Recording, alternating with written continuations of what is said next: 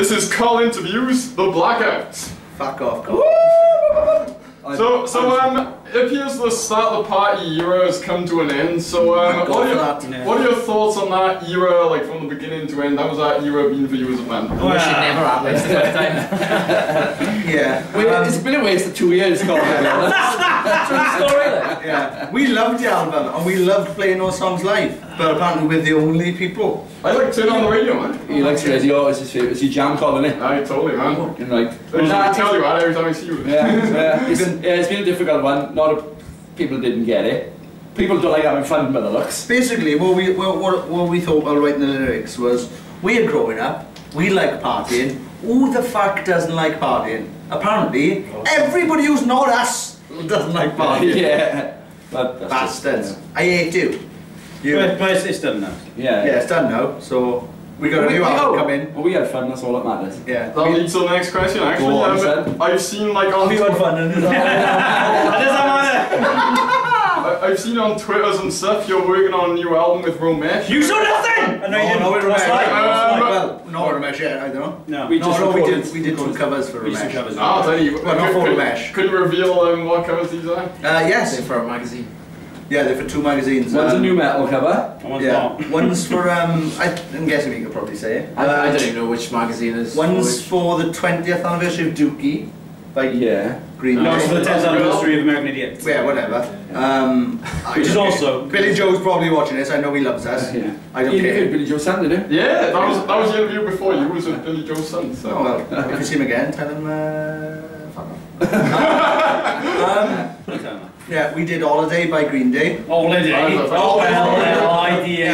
Which is Welsh for holiday. Yeah. Holiday, no, Holiday. It's funny, the Blackout, Holiday remix. And then we did a song called Place in My Head by a little band called Linkin Park. I don't know if you've heard of them, Carl. No. But they're going to do quite well, I think. Very good. You got a fellow with tattoos?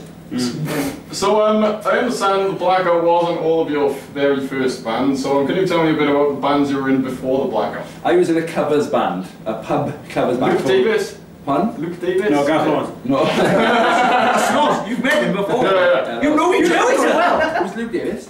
From Dodger. Yeah. Oh no! Oh yeah, I was in Summer and Fast. I didn't. Luke D. Stephen Davis. I get it. Well, I fucking. I was in a covers band. I was in a covers band first called 7% Solution, and then when we started, we were off doing uni stuff. I was in a cock rock band with Luke D from Dodgem. Uni stuff. Be right, when these twats were doing uni stuff. Yeah, I joined another band as well called When Reason Sleeps. And then sadly that ended because of Pablo, who used to be our sound guy. Speaking of the devil. He used to be in a band called Pedro with his brother. Yeah, we used to be in a band called Pedro. And a band with my English teacher as well. Oh. You were Gary Brave, Ian Lewis. Oh, is Gary Brave dead? No, I hope not. Go on, Gary! My favourite teacher was. Oh, there's a camera over there, Babs! You went back like he rewound time! So any more bands, sir? No, this is the first and only band I've ever been in. Same. Very solo stuff. Gavin's in a band on his own. No, that wasn't the first thing, oh yeah. No, but you're in it now, which consequently means it's only you, so therefore, from a philosophical point of view, you've always been in that band. You've always been in that band. You've been in that band, you were born. Because you are you. Oh, I am. So you're a liar. I've always been a Gabby Butler. Oh, I've been in it. I was in Gavin a couple of times as well. A lot of people.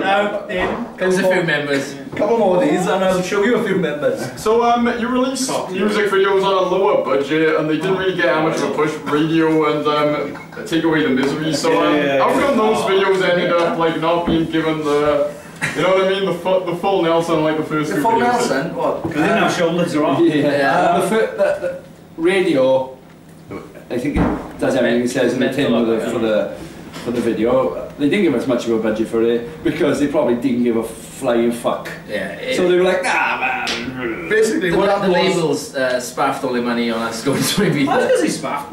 So like they didn't have that much money to push these. To be honest, they didn't even want to put the singles out to radio or to videos. They didn't even want to do any of it. So we kind of bent over backwards really, sorted the video ourselves. Everyone Gumbalta does best. Bent over backwards. And so we kind of made those singles kind of happen really. So it's our fault. It's partly our, yeah. We decided we needed £1,000 to record a video, so we gathered £1,000, and then we got our friend Ryan McFall to shoot the video with the green screen, and us pissing about doing the radio one, and then Take Away the Misery was mainly just stuff that we'd already recorded ourselves. Like Reece put most of that together. Which is why it sucks and why it didn't do very well. But then, yeah, like I said, there was no kind of backing from. It's not Reece's fault. There was no there was no like radio backing because the label didn't want to pay for anyone to back. You know, because obviously all these people are getting paid to do these jobs. So I fucking did. So you were fault, not your fault. You've had like higher budget videos, and this one particular video. Stop reminding us about Downfall. You know the Storm video? Yeah. No, I won in it. Yeah, I remember it. He nearly fucking drowned. I did really. Yeah, what I wonder is, what was that like to film? Because I was fucking freezing cold. Because they put the water in a big thing, right? Like a big tank. And for some reason, when they were like, "Oh, you're gonna get covered in water," we just thought, "Oh, shower." Yeah, we just thought, showers. They'll buy 5 Triton T80s and just hang them. That's the best shower. Triton, if you want to hook us up. Yeah, Myra's are good as well. So good. Good showers as well. But yeah. No, they haven't. What they've done is they just got a bunch of water and whacked it in an attic. And just dropped it on It was cold. It was a cold time. It was up in Bolton somewhere in a warehouse and it was horrible. Yeah. Which is freezing. Because you hear a music video and you think, oh, glamorous. No. Nah, man. Yeah, check this out, right? Bolton Industrial Estates. So they told me there was going to be a scene where I'd be underwater, right, swimming in whatever I was wearing, and I was like, oh, that's cool, because you know, obviously they'll have divers there with, you know, oxygen. Well, I just thought safety first. Proper video. They'd have. No. It was just Sean diving that pool, but there. You have to hold your breath for 30 seconds. Oh, somebody said this to me, right? If you start to drown, don't worry about it, because we'll get you out and resuscitate you.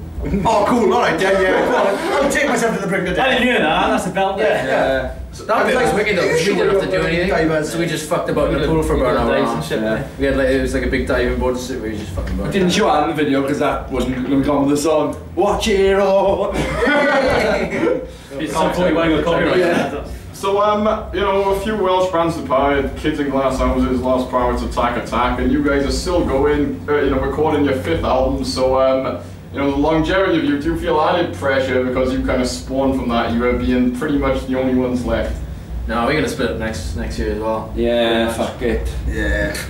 And that's the end, and that's the end of it. I'm the Blackout. Yeah. We applauded. We just asked this, we just did like an interview with loads of people from why haven't you split up yet? From other bands and stuff. Still bad! You're still going? I think it's because sadly we're friends first before we were a band, so can't get rid of these knobs. This is a laugh, like, this is wicked. Yeah. That and there's nothing else I could possibly do nowadays. Oh yeah. When this ends, the degree I had in university is totally defunct by now. I was reading a thing the other day, the top 10 degrees. What, a listing on the internet? No way. Unbelievable. Oh, BuzzFeed, who would have thought? Yeah. Top 10 BuzzFeed lists by BuzzFeed. Yeah, top 10 degrees that will lead you straight to job seekers. Number 2 was Bob's History. Yeah. Oh. Media? Media was number 7, I believe. See about that. Media studies. I just went straight on the dole from school, eh? Yeah, you saved some 15 grand in 3 years. Yeah, good on it, Carl. So I'd like to talk about this band in a positive light because there's a lot of negativity. Because you guys have a lot of fond memories of, you know, Lost Prophets and stuff. So put all this, you know, negativity aside. This band, one of the most influential bands. Can you tell us like how they helped you and like, you know, their influence on just everything and you know what they mean to you? We pretty much show everything. I stalked Lost Prophets. My friend Scott was off camera. You can't see him, which is probably he does exist. Probably best. Can you come in, camera? No. He's not going to come in, which is probably best for you, the viewer. Yeah, he got me into it. And then, like, everybody else was into it, and well, it even came to when we were making a band. Me and Matthew decided that we were going to make a band one day because Matthew was in another band that was too pussy for him, which is funny because it's Matthew. And then, and you know. Yeah. so we decided we were going to make an heavier band. So we were like, who else can we get? And we were like, Gavin's in the choir. Was he really? I sang once in a choir. All I've ever been in a Gavin fucking loves choirs. Yeah, that's why they had the name Gavin Choir. Actually, I was too good for the choir. And then we knew Reese played bass in a band called Pedro. And then, we heard about James playing guitar. And then our friend Big Kevin, it's not ironic, he's 6'6", or maybe taller. Maybe 6'8", I think. Or 12. He says 8, I think he's 7. No. Why? If you were Kevin the liar. Why? If you were 6'7", would you be like, yeah, 6'8"?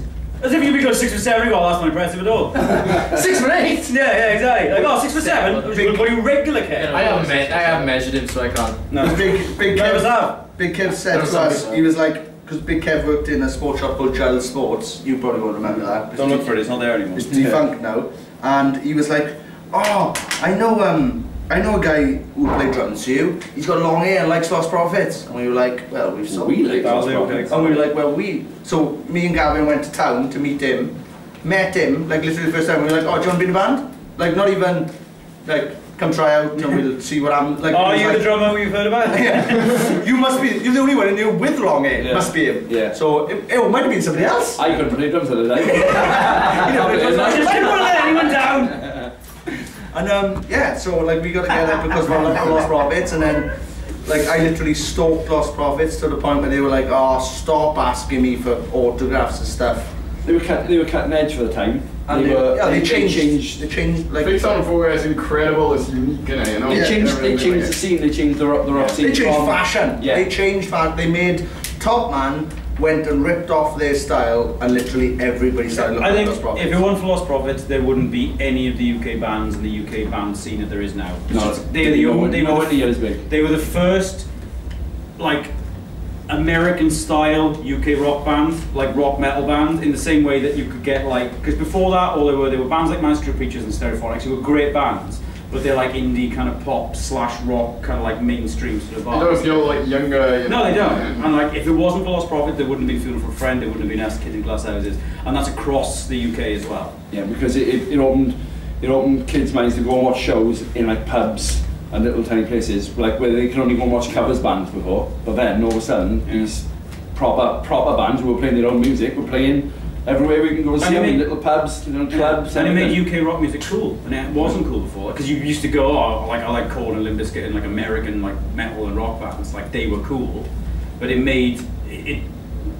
was this great band with these guys who were like the right kind of like age, because they were only like a couple of years older. And you're like, hey, we can do that. They're from they're not from Orange County. They're from Pontypridd. Yeah, exactly. It's just there. Like it's a real place you can identify with. It's like, well, if they can do it, let's have a go. And it made like, if it wasn't for them, and then it wouldn't exist. Yeah, and then it got to the point where me and Gavin went to a Kerrang weekend in Minehead, Butlins, and we went to see Glassjaw and Lost Prophets, and Glassjaw didn't show up. And I ended up talking to Mike from Lost Prophets after the gig, and I was like a proper fanboy. And I saw him after the gig, and we were hanging out. And at the time, we were both drinking drug free. And he, I remember we bonded over some girl came over to him. I was like, "You're in Lost Prophets." She was amazing. Your name is Giles, and he went, "Yes, it is Giles." And she was like, "Look, I haven't got any shoes." And then we were there, and I said, "Well, if you booze, you lose your shoes." And Mike just ripped the piss out of her for that. And then me and him became friends, and then it ended up, my ex-girlfriend was living with Gavin and Matthew, and I was over there one night, and Scott, who's off camera, you can't see him. Still there though. Still there. Oh, maybe you could He's put in a photo of Scott here. He's on social media, so you can find him. Scott Ben Evans. I only have Windows Movie Maker, so cancel that. And wrap it up. yeah, and then I got friendly with Mike, and then ended up on MSN Messenger together. And he came over to the house to hang out in Treforest one day, and then give him a CD. He liked the band, and then took us on tour, and here we are now in Pontypridd, Muni, trying to save it. So we owe everything to that band. Like, that's respect is still being spoken, because they did really, change the game, The important thing to remember is that Lost Prophets was a band, and there were 6 people in that band, Exactly. not one person. And so the actions of one person shouldn't, unfortunately it will, because it's unavoidable, but it shouldn't detract from the legacy of that band. Still our idols. Unbelievable. Yeah. Yeah. Like best friends and fucking love. Like. But yeah, I think that's just the most important thing that people remember, that it was a band, it was 6 people, not 1, and the actions of 1 person do not reflect on the other 5. I fully agree. So next question for the Blackout. You played the best in town live in its entirety, so why that particular album? Because everyone likes it. Yeah, apparently. More or less. Yeah, we asked people what they'd rather hear. We asked the internet, and they voted the best in town. We did hope on like was it the beginning of the cycle maybe? We did hope. No, it was at the end. It was at the end? The TV thing. The TV thing.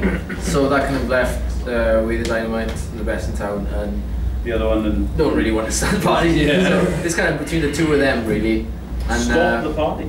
We kind of asked Facebook. Not everyone on Facebook. No, we emailed Mark.Zuckerberg at Mark Zuckerberg1 @gmail.com. Somebody beaten him to Mark Zuckerberg.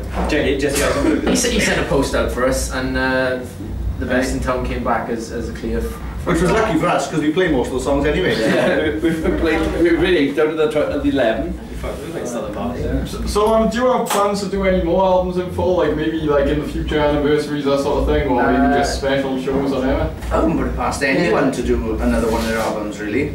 The label who promotes We the Dynamite, Fierce Panda, it's like their 25th anniversary birthday this year. Cole, come and sit back. I'm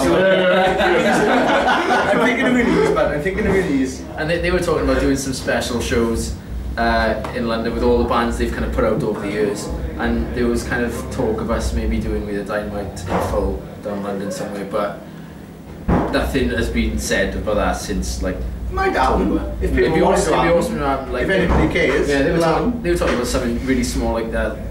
Water Rats or something like that, like kind of like a place we used to headlight back there. So that'd be awesome to do. Next question. You know what your song "Save Ourselves" One? This is no. This is the Blackout. Those are the lyrics. Yeah. So oh my God! I never knew until now. He's nailed it. Who you decided we're gonna have our band name in this chorus? No. Jason Perry. Of, I wasn't there at the time, but I imagine it sounded something like this. Oh mate, I was gonna put a Blackout in it. Oh, I'll tell you what happened. I woke up this morning and I decided the Blackout will fit perfectly with it. Nobody ever shouts their own name. and then Limp Bizkit style. That's how I was going to say. Limp Bizkit are probably the only ones. We were struggling for a while for the chorus. Jason Perry. Just to get something, and he was like, "Why don't you just do the Blackout?" So you have a friendship with Matthew Pritchard, Dirty Sanchez. How did that come out? Were you fans of the show then? You, like Lost Prophets, you were massive fans. Then you tried to meet him. Always fans of the show. Love Dayton, love Joycey, love Pancho, love Pritchard. What you got to remember about Pritchard is he's a man who can go up to an African chief and say, "What's happening?" Was it Dayton versus Pritchard, the skate video? I can remember watching the first that one, on VHS and me just being like, "This is I own that. VHS." So on good. VHS. Basically, my friend Philly introduced me to Pritch one night when they were out doing a Pritchard versus Dayton thing. I mean, him started talking and he said he knew about the band or whatever. And then so I said to him, "Look, we have this concept for Start the Party where we just want to, what I'd like to do is just go out with a photographer with you and just take photos of you on a night out." And he was like, "Right then, I'll fucking, right then, we fucking fancy dress, right? We get fucking smashed, is it?" Right? And I was like, "Yeah, that's perfect." Like I didn't even ask him to do it. I just went, "Can we take some photos of you?" And he went, "I'll fucking wear fancy dress, hey! Let's go fucking better." And he's fucking brilliant. Like he's literally, I've never seen anyone who embodies the word party in my life. Why is like just a man? What's that? Why is like just a man? Exactly. Well, that's the thing. We were like, start the party. I know Pritch, and Pritch is he's the best at partying. #1 party in the world. I don't know anyone who's better at partying. The thing about him is a challenge if you know someone. I think the thing about him is as well is that it's not like done out of a kind of like a sense of being like, "Oh, I want everyone to look at me." It's just I want everyone to have fun. Yeah. Like it's just completely like he doesn't want to let anyone down. It's just like entertaining. Yeah, like if he stops, he feels like, "Oh no, everyone's going to slow down," and that's not what. I caught him psyching himself up by going, "Let's go fucking pizza. Let's go fucking pizza! So, Why isn't he here tonight? are we all in bed because it's his birthday and he's having a birthday party tonight in Newport. We shall probably go on till June. Which will go on till his next birthday. Yeah. So Boys, it's still alive! you've done like massive tours, like Limp Bizkit, fucking hell, good. Like 182, but, you know. You know, how does headline tours, like you guys went up yourself, compared to supporting like fucking, you know, big massive, A lot like smaller. Yeah, there's lots of that, but I don't know, like More time, less people. there's positives for both really, because then you get to know that people like you if you're doing your own headline thing, if they turn up, and then if they turn up, they sing along, and you're like, this is amazing. Like, because when we started, we never thought anyone would ever sing our songs back. Like, we thought we'd just be booed out of town, and you're like, I'm booed out of Merthyr town, so I've got to be in Pontypridd. Next winter. So I moved 15 miles in 10 years. Come in, the Clambrada. So I've got one final thing. I'm gonna name a few. Well, you can tell famous stories as well. Like I'm gonna name some like rock star, like perhaps, and you tell me like stories, like you know. If we know. Tell you what you think of them. Go on. It's not what you think about them. Stories about you, This will be man. a fucking laugh. I'm gonna tell you what I think of them. Go. Metallica. Fantastic. We all met them, right? Did you meet? I didn't go. Yeah, just James. He fucking loves them. So do I. It was fucking great. Lean in a bit. No, shake my hand. I'm leaning in a bit. Nice I'm to sorry, see call you. you forward. Just make sure you're in. Yeah, because he loves Metallica. That's Snoz. He loves Metallica. I do. It was great. Yeah. You showed me a picture of Eddie. Yeah. It was excellent because he like as if he had thank you. I spoke to him. I was like, oh, I love your band, and I thought he's gonna be like, oh yeah, wicked. Cheers, man. I got burgers. I got meat to kill. Or something. He loves shooting. They bring back the life and they kill it again. Yeah. But he was awesome. I spent like 5 minutes talking and he had so much time for you, and he was interested in what I had to say. He wasn't just like when he was talking, he's going and in his head he go I remember That's the big thing too. Yeah, you go like, I've never heard that tune before. That would make a great Metallica song.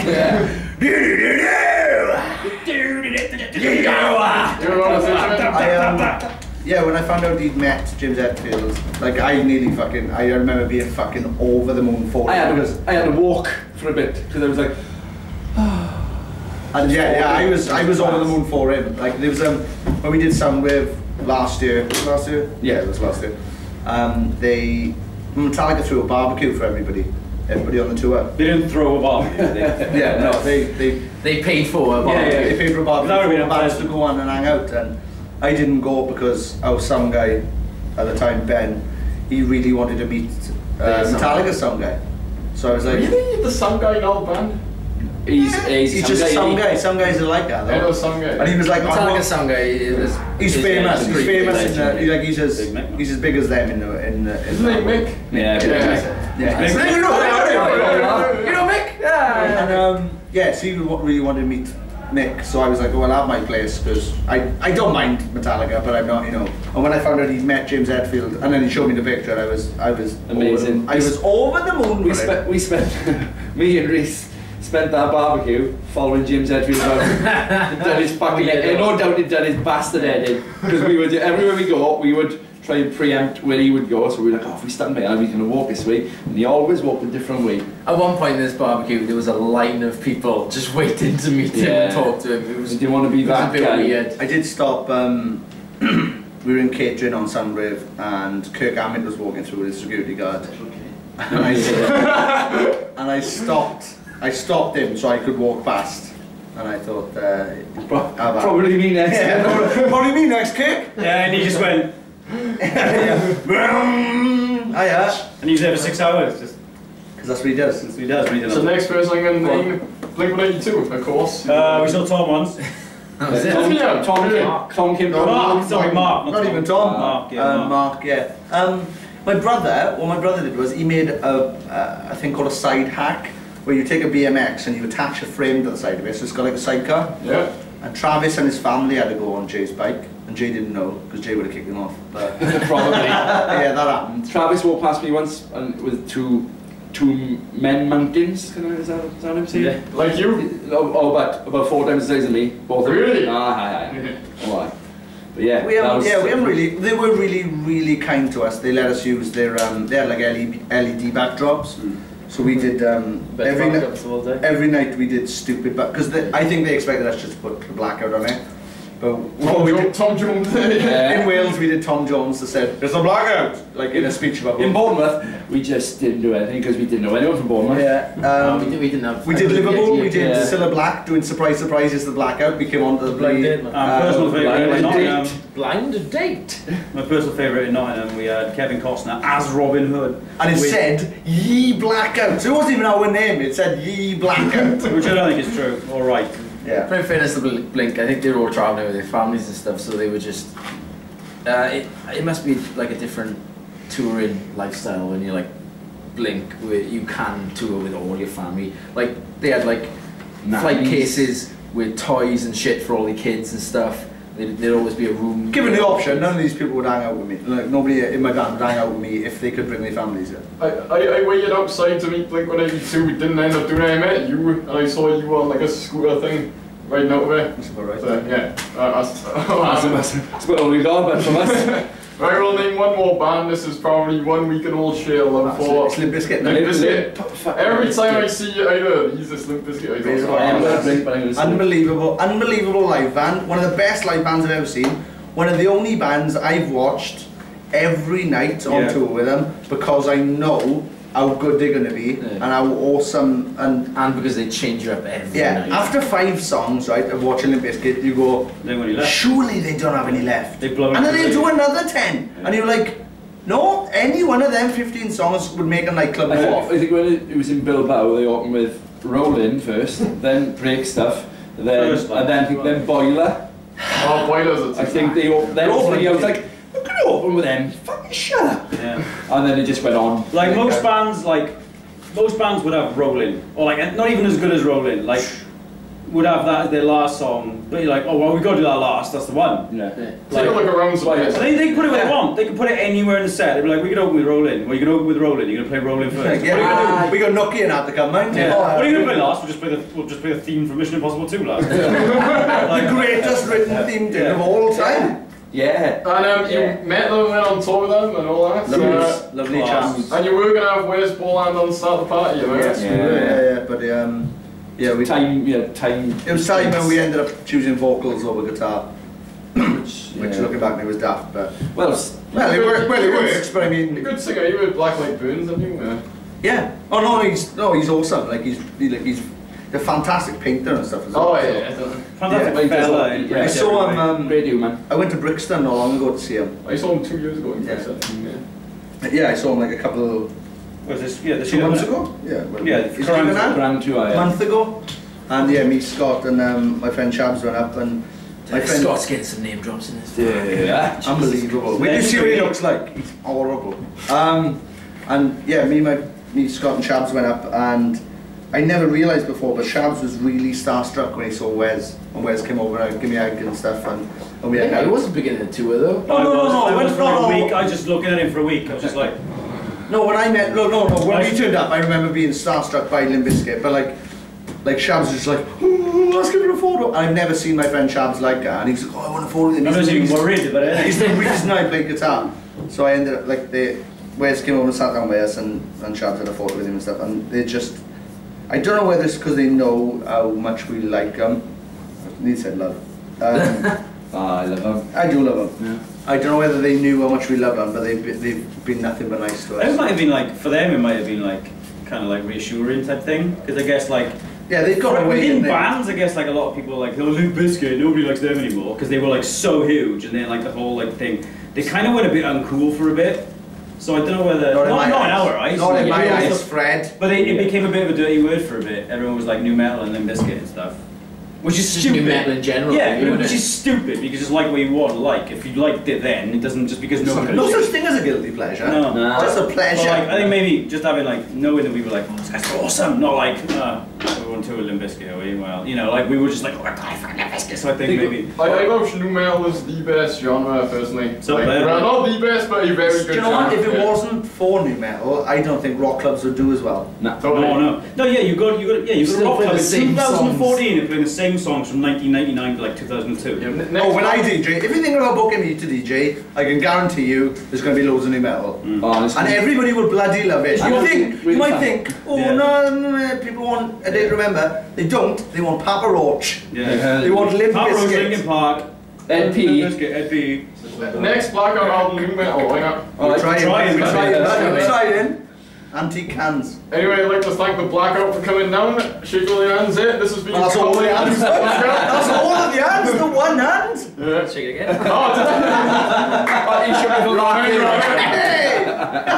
Cheers. Any final words? Cheers, God. Yeah, cheers, God. Okay, cheers. Thank you very much.